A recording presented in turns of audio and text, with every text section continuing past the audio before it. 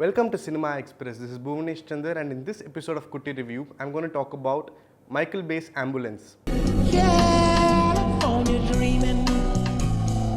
What do you think of when you hear the name Michael Bay? High-speed car chases, guns going ablaze every now and then, extensively choreographed camera movements. We know it all, right? In his latest heist thriller, Ambulance, his style sort of becomes both the bane and boon. Bay uses everything in his arsenal, from handheld cameras, creative trolley shots, astonishing drone shots, and extreme close-ups to pull us very close to the action. For instance, in one of the beginning scenes, we are introduced to a character named Cam Thompson, played by Eiza Gonzalez. Cam is an emergency medical technician and she has to serve a little girl called Lindsay. The shots are shaky and they're angled from below to almost elevate and honor the novel work of the paramedics. And quite obviously, Ambulance is an ode to paramedics. The story of Ambulance is also right up Bay's alley. William Sharp, played by Yahya Abdul-Mateen, is a war veteran who has to save his ailing wife. He turns to his brother Danny Sharp, played by Gyllenhaal, who he soon realizes is yet to come out of his life as a bank robber. Danny is just about to embark on a $32 million bank heist and he forces William to get on board. In the meantime, a police officer chooses the worst possible date and time to ask out his bank teller crush. The bank heist goes south and all the narratives combine. From here, the perspective of the narrative is from the ambulance and from that of the law enforcement officers who are trying to nab the criminals. The problem with Ambulance begins here. Bay is persistent in just using his explosive car chase sequences to keep the tension going. Every time we begin to wonder if the chase is coming to an end, a shocking turn of events saves the brothers, whose only trump card is that they have a police officer in their hold. How these big turns play out also feels a bit amateurish coming from a master filmmaker like Michael Bay.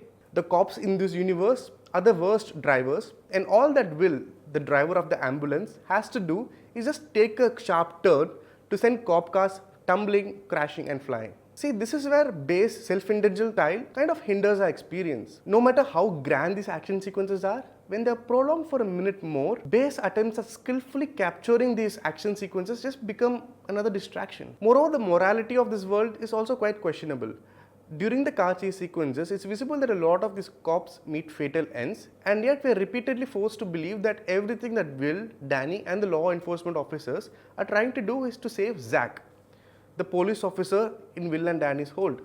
The irony even hinders the emotional arcs which Bay painstakingly tries to weave and build in the short span of time in which the story takes place. There's also a lot of convenience in which writer Chris Fedak puts forward his moral stand with Will's character in this film. Yes, it is a great trick to keep us torn between a good guy stuck at a bad place and Cam and Zach. Yes, Will does save Cam and Zach at multiple instances, and yes, we do empathize for him. But from the eyes of the law, a criminal is a criminal. There's ethical ambiguity in how the film tries to justify Will's actions. When it comes to the characterization of the film, Danny and Cam are the standouts. For instance, during a adrenaline pumping sequence, Danny just chooses to jam to a 80s rock song, and his dark humor brings about Ambulance's much-needed levity. Cam gets the better of the emotional arcs. In one of the beginning scenes after she saves Lindsay, her new partner asks her if she wants to be updated regarding Lindsay's health, and she says, "Their worst day is just another Tuesday afternoon for us." This line gets mirrored in the end after she goes through hell and back, and her arc sort of gets a thoughtful finish.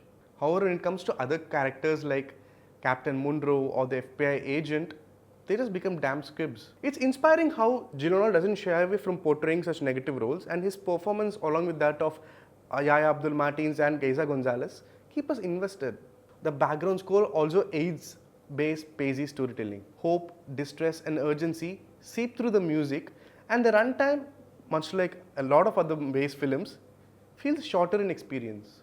At a time when we are getting films like Army of the Dead, where a heist is set up amidst a zombie apocalypse, the thin, clear storyline of Ambulance needed more from this successful filmmaker. And yet, when I left the screen, the real world felt a bit slow, and it made me crave to be in Bay's world for a few more minutes. That's it from my review of Michael Bay's Ambulance. If you like the video, do hit like, and please do leave your comments. See you soon.